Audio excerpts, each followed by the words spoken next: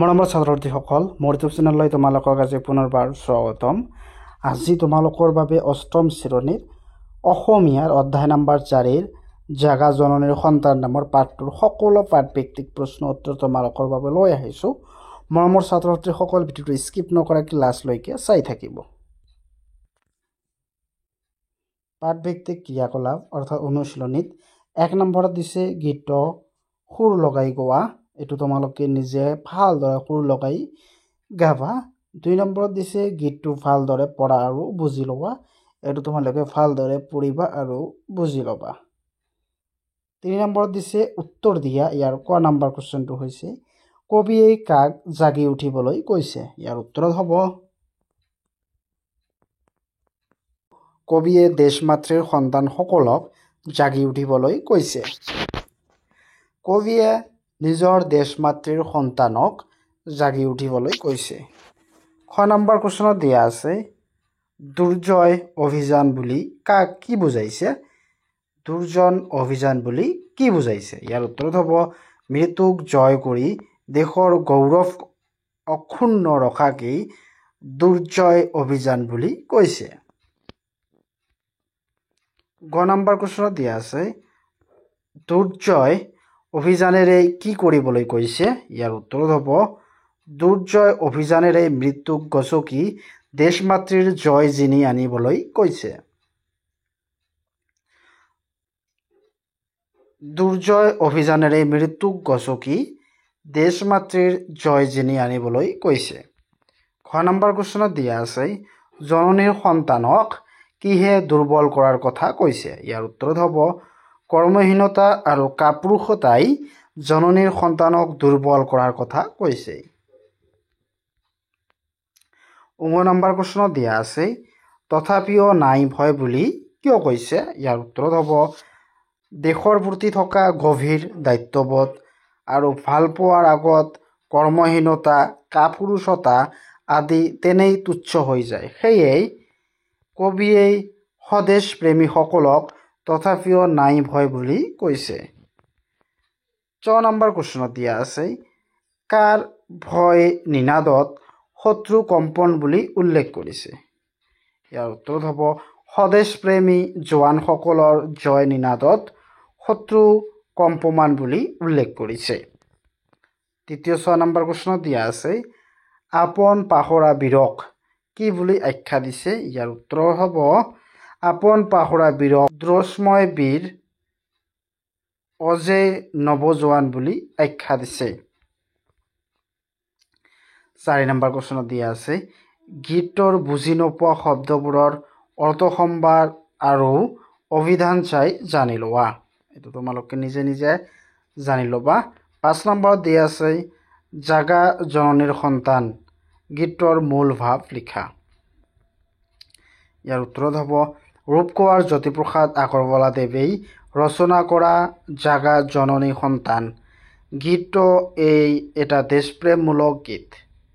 দেশমাতৃৰ আহ্বানত দেশে দেশে যুগে যুগে সকলো শংকা আঁতৰাই সুসন্তান সকল নিজ কৰ্তব্যৰ পথত আগবাঢ়ি গৈছে।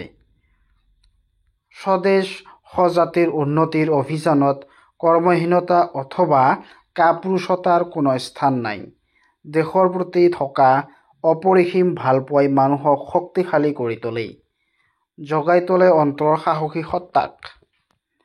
আপোন দেশৰ ৰক্ষা কৰিবলৈ মাতৃৰ সন্মান অক্ষুণ্ণ ৰাখিবলৈ কোনো ক্ষেত্ৰতেই নীতি স্বীকাৰ নকৰা নৱজোৱানসকল দেশৰ ভৱিষ্যত সুৰক্ষাৰ প্ৰহৰী। কবিয়ে এই গীতৰ দ্বাৰা দেশৰ জোৱানসকলক উৎসাহ আৰু কৰ্মপ্ৰেৰণা যোগাইছে।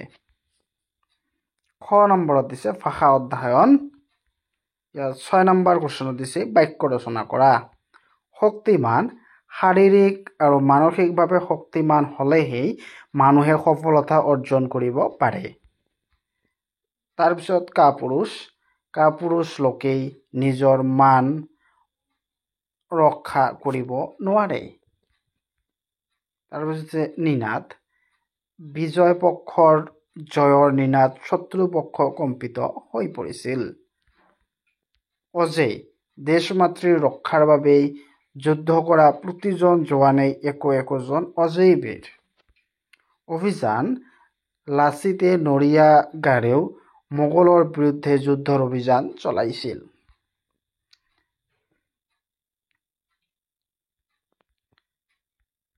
7 নম্বৰ দিছে সন্ধি গঠন কৰা আৰু ভঙা।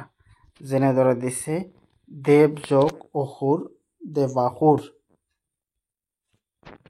তাৰপিছত কোচ যোগ আসন কুষাণ। বিদ্যা যোগ অলংকাৰ বিদ্যালংকাৰ। তারপরে দশ আনন দশানন। মহাযোগ অর্বণ মহার্বণ। মহাযোগ ঋষি মহর্ষি। নরযোগ ইন্দ্র নরেন্দ্র। মনযোগ হর মনোহর। মনোযোগ মনোযোগ। উদ্যোগ উল্লেখ। উদ্যোগ জল উজ্জ্বল। নৌযোগ নাবিক। দিগযোগ অন্ত দিগন্ত। 9 নম্বৰ দিছে বিপৰীত অৰ্থ বুজোৱা শব্দ লিখা। ইয়াত দিছে মৃত্যু জন্ম জয় পৰাজয় কাপুৰুষ বীৰ সাহসী ভয় সাহস নিৰ্ভয়। শত্ৰু মিত্ৰ দুৰ্বল সবল। 10 নম্বৰ দিছে তলৰ বাক্যবোৰৰ সমৰ্থক শব্দ লিখা। মৃত্যু মৰণ স্বৰ্গগমন। জননী আই মাই মা জন্মভূমি। সন্তান সতী সন্তনী বা ল'ৰা ছোৱালী। বীৰ বলন্ত বা সাহসী। নিনাদ ধ্বনি বা শব্দ।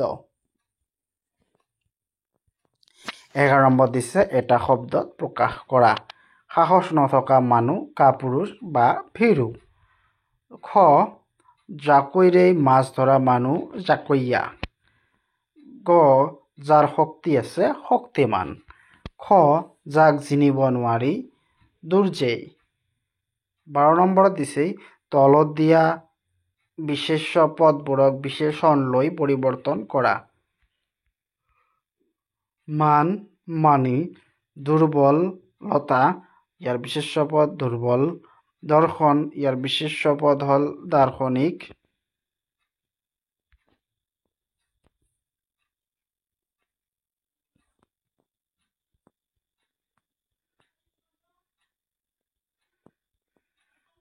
মান ইয়াৰ বিশেষণ পদ হ'ল মানি। দুৰ্বলতা ইয়াৰ বিশেষণ পদ হ'ল দুৰ্বল। দৰ্শন ইয়াৰ বিশেষণ পদ হ'ল দাৰ্শনিক। মধুক ইয়াৰ বিশেষণ পদ হ'ল দুখী। মানৱ ইয়াৰ বিশেষণ পদ হ'ল মানৱতা। 13 নম্বৰ দিছে ভাৱ বহলাই লিখা। সাঁতৰ নিজ বহুবলেই সাঁতুৰিব নোৱাৰিলেই যা ৰসাতলেই। সাঁতুৰিব লাগিলেই নিজৰ দুবাহুত বল থাকিব লাগিব, কাৰণ নিজৰ বাহু আৰু ভৰিৰ সহায়ত সাঁতুৰিব পৰা যায়। তেনেকেই সাঁতুৰিব নোৱাৰিলেই পানীত ডুবি মৰিবলগীয়া হয়। আনৰ বাহুবলেৰে সাঁতুৰিব পৰা নাযায়। এই কথাষাৰৰ পৰা ইয়াকেই ক'ব বিচাৰিছে যে জীৱনত যদি মানুহে কিবা এটা কামত সফলতা লাভ কৰিব বিচাৰে তেনেহ'লে নিজেই তাৰ বাবেই কঠোৰ পৰিশ্ৰম কৰিব লাগিব। আনৰ সহায়ত তেনে সফলতা আশা কৰাটো একেবাৰে নিষ্ফল। 14 নম্বৰত দিছে জ্যোতিপ্ৰসাদ আগৰৱালাৰ এটি গীত সংগ্ৰহ কৰি গাবলৈ অভ্যাস কৰা। জ্যোতিপ্ৰসাদ আগৰৱালাদেৱৰ এটি গীত সুবিধাৰ্থে তলত উল্লেখ কৰিলো। গীতটি গাবলৈ অভ্যাস কৰিবা তোমালোকে নিজেই। নুপুৰে মাতে ৰুণঝুন নুপুৰে মাতে ৰুণঝুন। নুপুৰে মাতে সুখী যাবৰ বেলি আমাৰ হিয়াখনি বিষাদেই ছাতে। চলে চকুতেই সুখী চকুপানী নাটেই। যোৱা সুখী দিছ বিধাই যোৱা সুখী দিছ বিধাই। মনতে ৰাখিবা সদায় এৰনো কি সতেই সখী এৰানো কি সতেই। 15 নম্বৰ দিছে জ্যোতিপ্ৰসাদ আগৰৱালাই ৰচনা কৰা নাটককেইখনৰ নাম লিখি তাৰেই এখনৰ কাহিনীটো চমুকৈ লিখা। জ্যোতিপ্ৰসাদ আগৰৱালাই ৰচনা কৰা নাটককেইখনৰ নাম হ'ল কাৰেঙৰ লিগিৰী, ৰূপালীম শোণিতকুঁৱৰী, নিমাতী কইনা, লভিতা, সোণ পখিলা, সোণ পখিলী, কনকলতা, সুন্দৰ কোঁৱৰ আৰু খনিকৰ। এই নাটকসমূহৰ ভিতৰত নিমাতী কইনা জ্যোতিপ্ৰসাদ আগৰৱালাৰ এখনি মনোমোহা শিশু নাটিকা। ইয়াৰ কাহিনীত চমুকৈ তলত দিয়া হৈছে। আমাৰ বুঢ়ী আইৰ সাধুৰ অন্তৰ্গত নিমাতী কইনা নামৰ সাধুটিৰ পৰা নাটখিনি ৰচনা কৰা হৈছে। ইয়াত দুটা ঘাই চৰিত্ৰ হ'ল নিমাতী কইনা আৰু ৰূপ কোঁৱৰ। নিমাতীক ইয়াত বোধন কৰিবলৈ দিয়া কললক্ষ্মী স্বৰূপ আৰু ৰূপ কোঁৱৰক চিৰ সুন্দৰৰ প্ৰধান মহাসিদ্ধ সাধন ৰূপেই অংকন কৰিছে। কলালক্ষ্মীয়ে সাধকৰ আমন্ত্ৰণ আৰু বোধন মন্ত্ৰতে উদ্বিগ্ন হৈ জগতত হাঁহি। কলালক্ষ্মীৰ হাঁহিয়েই হৈছে আনন্দ আৰু তেওঁৰ গানেই হৈছে বিশ্বৰ শান্তি। মানৱ জাতিৰ সকলো কলা সাধন পৃথিৱীত আনন্দ আৰু শান্তি প্ৰতিষ্ঠা কৰে।